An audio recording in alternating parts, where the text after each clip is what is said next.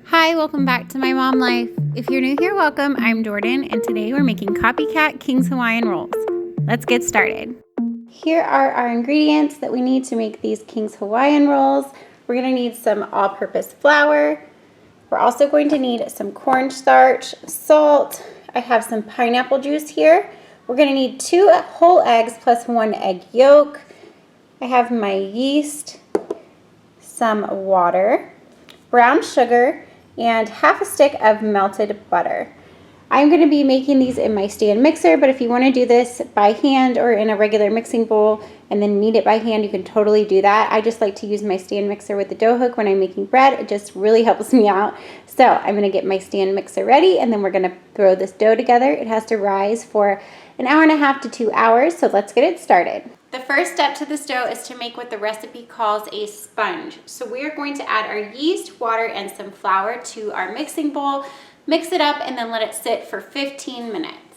So I need a 1/4 cup of flour, my 2 tablespoons of water, and then we're going to add 1 tablespoon of yeast to this. I'm just going to give this a mix and then let it sit for 15 minutes.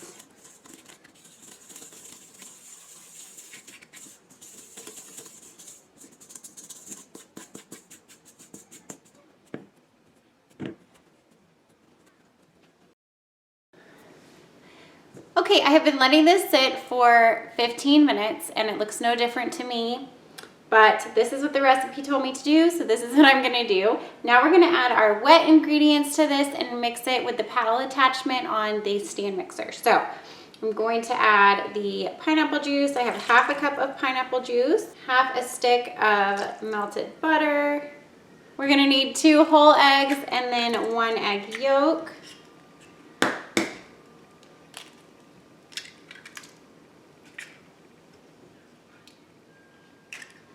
I'm also going to add my brown sugar in now, so I have a 1/3 cup of brown sugar. I went ahead and put my paddle attachment on, and I'm going to give this a mix.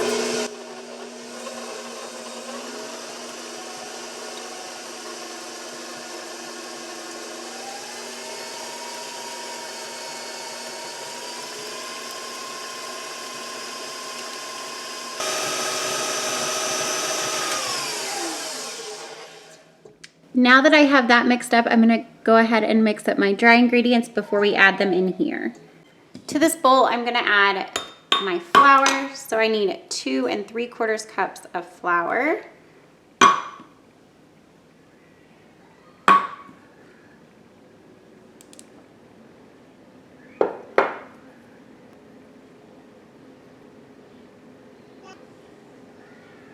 And then we need 2 tablespoons of cornstarch.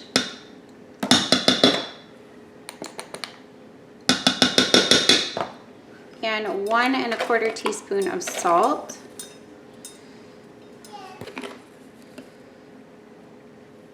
I'm just gonna mix this up and then we will add it to the wet ingredients in our mixer. Okay, I'm gonna add about half of the dry ingredients, let it start mixing, and then we will add in the other half.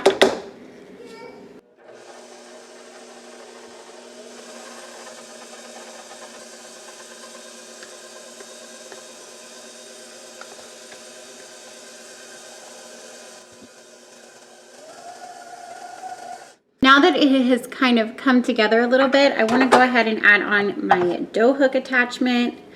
So I'm just gonna try and scrape all of this dough off and then put on my hook attachment. All right, I have my dough hook on. Now I'm gonna let this knead in the mixer for about 7 to 8 minutes.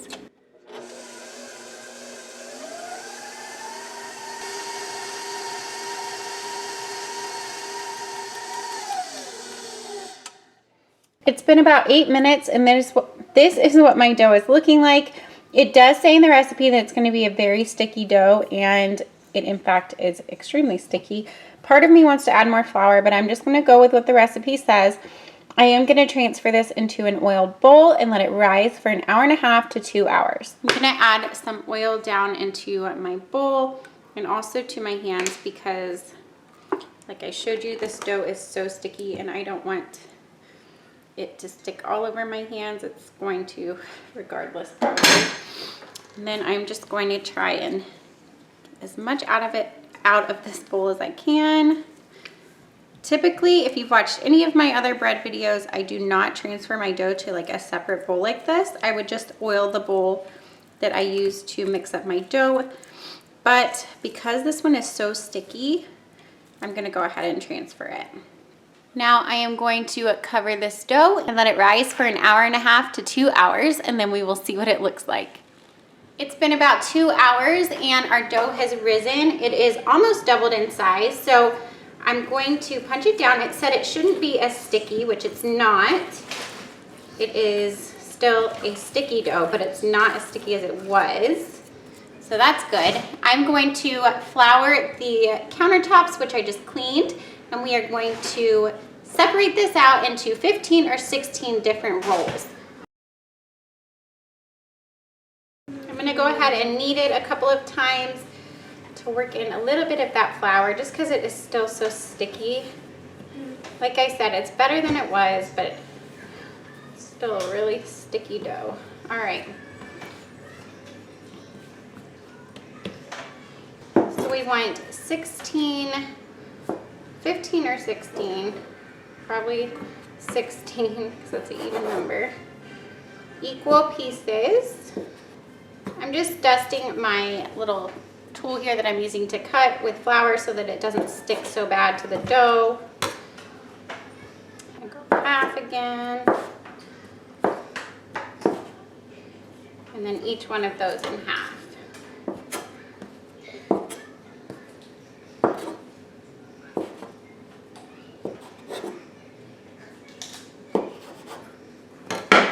I have my pan that I greased really well, so I'm just going to set that to the side, and then as I am ready to add my rolls in, I will add them in there. I'm just going to kind of do it like I would any dinner roll. Oh, it's sticky. I'm just trying to do it like I would any dinner roll, even though this is extremely sticky and hard to work with. I'm just kind of rolling it into a roll, and then I will set it down in the pan and keep going. If you spray your hands with some cooking spray, it helps the dough not stick so bad. So